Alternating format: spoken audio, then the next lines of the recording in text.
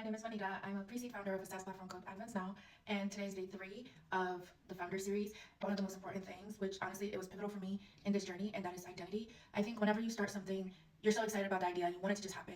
You don't take the time to actually identify your strengths, your weaknesses, what your threshold is, what your bottom is, ceiling is, where it is that you are able to go as an individual and where you aren't. And in this journey, I've had to learn a lot about myself. I had to learn that I don't know as much as I thought I did. It's humbling, but quite honestly, I think that's also the best part about growing and learning. That said, if you don't know where to start in terms of doing the internal work and truly identifying who you are, what your strengths are, what you bring to the table, take the time to read books. Reading does so much for your brain. It just helps you craft, all in all, the type of person that you want to be and the type of person that helps you understand where you are now and also takes you to through a journey of learning who you want to be. Obviously, you know about self-help books. It's not our first time, right, learning about that. But reading a lot of self-help books, reading a lot of psychological, philosophical books, read a lot about the neuroscience of our brain, and also just find something that grounds you and make that part of your identity. For the longest, I used to think like shopping was my thing, which by the way still is.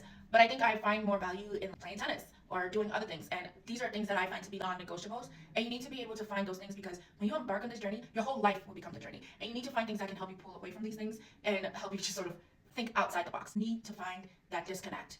Else, you might just turn into a hermit. And I love spending time with myself significantly. And sometimes that can be dangerous. Identify everything that will break you, what has power over you, what is controlling why you make certain decisions, what makes you tick, what doesn't make you tick, what causes your nervous system to start going haywire. You need to identify all those things and then begin the journey.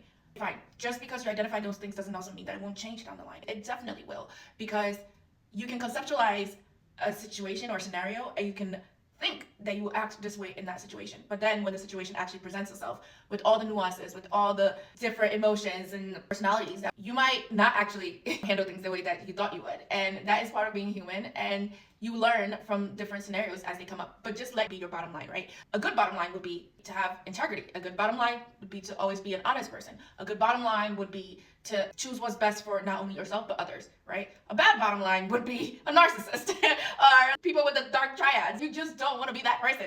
But if that's what you are, then find the opposite to try to pull you out of this space to take you to the next level. I think there are certain personality traits you can step into and then step out of. I think that's far healthier than taking on a personality trait and making it your entire identity, because that is where you also will fail. So that's just my little 2 cents on identity. See you guys in the next series.